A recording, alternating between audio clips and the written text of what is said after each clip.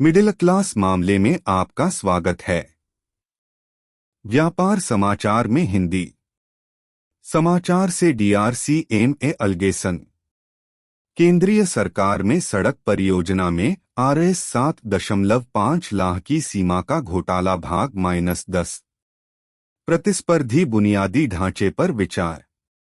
भारत में राजमार्ग परियोजनाओं के आर्थिक मूल्यांकन पर भारतीय सड़क कांग्रेस मैन्युअल 2009 का 30 इसे प्रतिबंधित करने के बजाय राष्ट्रीय दृष्टिकोण से किसी भी परियोजना की आवश्यकता के आर्थिक विश्लेषण के लिए प्रदान किया गया किसी के अपने विंग के लिए और यह निर्धारित करने के लिए कि किसी विशेष बुनियादी ढांचे के लाभों को आम जनता द्वारा प्राप्त किया गया था या नहीं। भारत सरकार की राष्ट्रीय शहरी परिवहन नीति 2014 ने शहरी परिवहन की विभिन्न सेवाओं और साधनों पर विचार करके शहरी परिवहन के लिए व्यापक गतिशीलता योजना की आवश्यकता पर बल दिया। सड़क और संबंधित बुनियादी ढांचे और अन्य संबंधित मामले जैसे योजना, समन्वय और लाइसेंसिंग। द्वारका एक्सप्रेसवे को 14 लेन कॉन्फ़िगरेशन के साथ प्राथमिकता दी गई थी। इसके अलावा NH 48 के मौजूदा 8 लेन कुल उपलब्ध राष्ट्रीय राजमार्ग लेन कॉन्फ़िगरेशन को 22 तक ले गए थे। 2009 के IRC 30 की अवहेलना में द्वारका एक्सप्रेसवे के लेन विन्यास की योजना बनाई गई थी, जिसके संबंध में दिल्ली से अलवर 60 तक RRTS-SNB में बनाए जा रहे समानांतर बुनियादी ढांचे की अनदेखी की गई थी। ऑडिट में निम्नलिखित का अवलोकन किया गया। RRTS का संरेखण मौजूदा NH 48 और इसके प्रस्तावित स्टेशनों के संरेखण के साथ था, जिसमें एरो सिटी और खरकी ढुला के स्टेशन शामिल थे, अर्थात द्वारका एक्सप्रेसवे के शुरुआती बिंदु और अंत बिंदु के पास। यह प्रमुख विकास एक्सप्रेसवे की व्यवहार्यता अध्ययन के समय मौजूद था, लेकिन प्रबंधन द्वारा इसकी लेन विन्यास का निर्णय लेते समय इस पर विचार नहीं किया गया था। RRTS-SNB के प्रभाव पर विचार करने के बाद द्वारका एक्सप्रेसवे का कोई समग्र विश्लेषण तैयार नहीं किया गया था। इन दोनों परियोजनाओं को अपने स्वयं के मौजूदा यातायात के बिना ग्रीनफील्ड परियोजनाओं के रूप में तैयार किया गया था और प्रमुख संभावना के साथ वे उसी स्रोत से ट्रैफिक को डाइवर्ट कर रहे हैं, यानी NH 48 पर स्थानीय ट्रैफिक। इस प्रकार दोनों परियोजनाओं की व्यवहार्यता अन्योन्याश्रित थी और RRTS-SNB की व्यवहार्यता अध्ययन खुद दावा कर रहा था कि RRTS-SNB के निर्माण के साथ सड़क के बुनियादी ढांचे पर कैपेक्स को कम करने के लिए यातायात का मोड़ होगा। MoRTH ने उत्तर दिया, अप्रैल 2022 की राष्ट्रीय राजमार्ग और RRTS-SNB परिवहन के विभिन्न तरीके थे जो विभिन्न अंत उपयोगकर्ताओं को पूरा करते थे और राष्ट्रीय राजमार्ग के रूप में पूरक और गैर प्रतिस्पर्धी थे जो भारी थे लोड लंबी दूरी की यातायात लॉजिस्टिक्स सहित, जबकि RRTS-SNB रसद के परिवहन के लिए किसी भी प्रावधान के बिना लोगों बटा यात्रियों के तेजी से आंदोलन के लिए एक बड़े पैमाने पर तेजी से पारगमन प्रणाली थी। इसने आगे कहा कि मौजूदा NH 48 के साथ RRTS-SNB के संरेखण को 2017 में द्वारका एक्सप्रेसवे के संरेखण और व्यवहार्यता अध्ययन के पूरा होने के बाद केवल 2019 में औपचारिक रूप दिया गया था। MoRTH का उत्तर इस तथ्य के विरुद्ध देखा जा सकता है कि परियोजना की अपनी व्यवहार्यता अध्ययन के अनुसार दिल्ली से गुरुग्राम के बीच NH 48 पर जाने वाले यातायात 3,11,041 का औसत दैनिक यातायात में 2,88,391 यात्री वाहन शामिल थे, जो लोगों को पूरा करते थे यात्री यातायात, और इस 2,32,959 यात्री वाहनों में केवल इंटरसिटी ट्रैफिक था। इस प्रकार RRTS-SNB ट्रैफिक पाइंडिंग इंटरसिटी के लिए परिवहन का एक स्थानापन्न बटा प्रतिस्पर्धी मोड हो सकता है। इसके अलावा शहरी विकास मंत्रालय राष्ट्रीय राजधानी क्षेत्र योजना बोर्ड और दिल्ली, हरियाणा, राजस्थान और उत्तर प्रदेश सरकार के बीच समझौता ज्ञापन 29 जून 2011 पर हस्ताक्षर करने के बाद आरआरटीएस के विकास की योजना सार्वजनिक डोमेन में थी और इस पर विचार किया जाना चाहिए था। ग्रेड रोड पर फुटपाथ डिजाइन। एक द्वारका एक्सप्रेसवे की व्यवहार्यता रिपोर्ट के अनुसार 2,25,833 वाहनों 2018 का औसत दैनिक ट्रैफिक दिल्ली गुरुग्राम 61 के बीच चलने वाला इंटरसिटी ट्रैफिक था और NH-48 और द्वारका एक्सप्रेसवे के ग्रेड 6 लेन रोड के बीच साझा किए जाने की उम्मीद थी। हालांकि द्वारका एक्सप्रेसवे के ग्रेड रोड पर 6 लेन की योजना 20 के निचले मिलियन स्टैंडर्ड एक्सल 62 के लिए बनाई गई थी, जिसके परिणामस्वरूप इस सड़क पर इस तरह के उच्च औसत दैनिक यातायात के साथ उपइष्टतम फुटपाथ की मोटाई थी। वास्तव में द्वारका एक्सप्रेसवे के ग्रेड रोड 63 के लिए माना जाने वाला मिलियन स्टैंडर्ड एक्सल मुनबाउतनोट के मिलियन स्टैंडर्ड एक्सल के बराबर था, जहां 2017 में 1572 का अल्प यातायात मौजूद था, जबकि अन्य दिल्ली एनसीआर परियोजना दिल्ली मेरठ एक्सप्रेसवे की योजना 60 मिलियन स्टैंडर्ड एक्सल के लिए बनाई गई थी।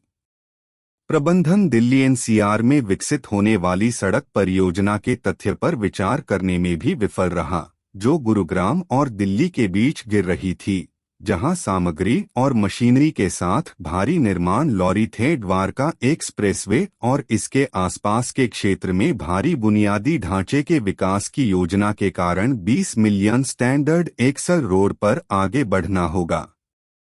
व्यवहार्यता रिपोर्ट ने कैलिफोर्निया असर अनुपात 64 के 8% मूल्य के आधार पर ग्रेड रोड पर 6 लेन के फुटपाथ डिजाइन पर विचार किया।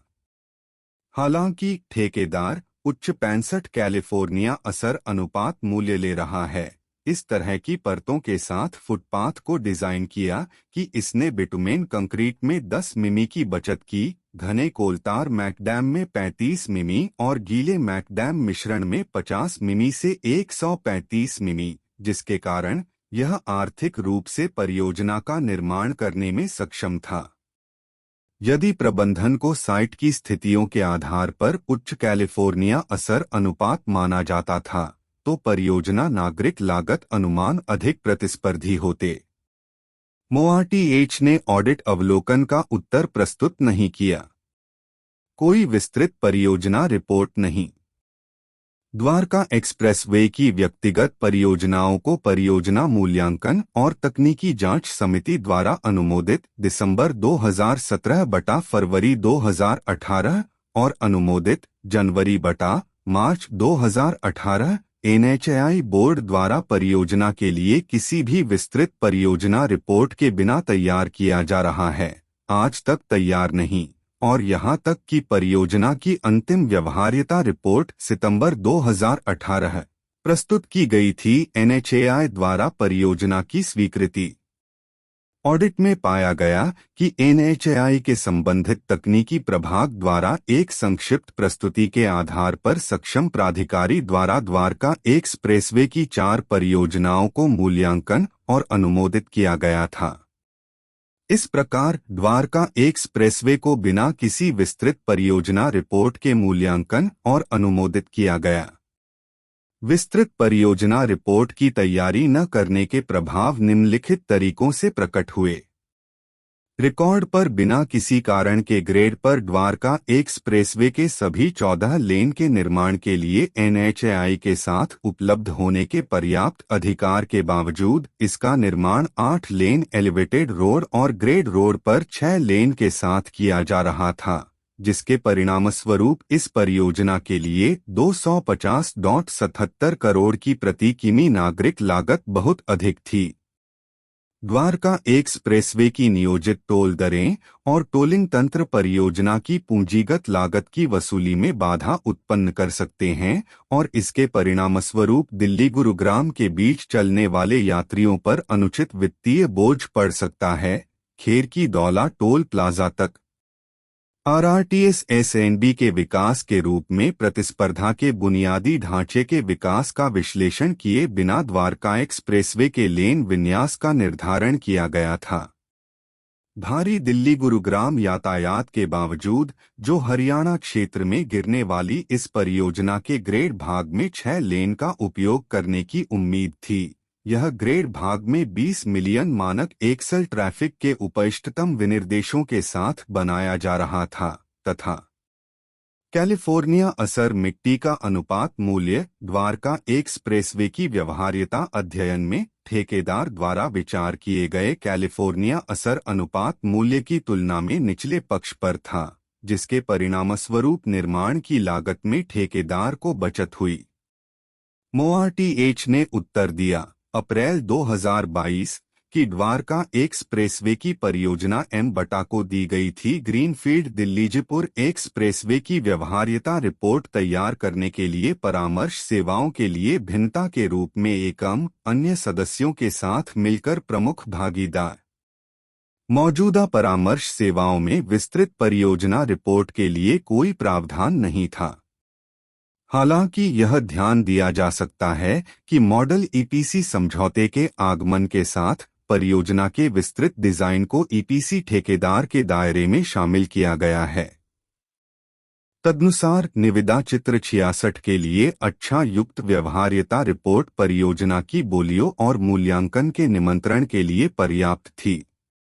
विस्तृत परियोजना रिपोर्ट के बराबर निविदा ड्राइंग के लिए अच्छा युक्त व्यवहार्यता रिपोर्ट के बारे में मोआरटीएच का उत्तर बीपीपीआई के लिए अपने स्वयं के मानक संचालन प्रक्रिया दिसंबर 2017 के उल्लंघन में था, जिसमें कहा गया था कि विस्तृत परियोजना रिपोर्टों ने रूपरेखा प्रस्तुत की किसी भी परियोजना के लिए लेआउट और इसलिए विवेकपूर्ण तरीके से तैयार किया जाना चाहिए ताकि उपलब्ध नवीनतम तकनीकों को ध्यान में रखा जा सके और अच्छी गुणवत्ता वाली विस्तृत परियोजना रिपोर्ट गुणवत्ता परियोजनाओं के समय पर और किफायती निर्माण के लिए महत्वपूर्ण थीं।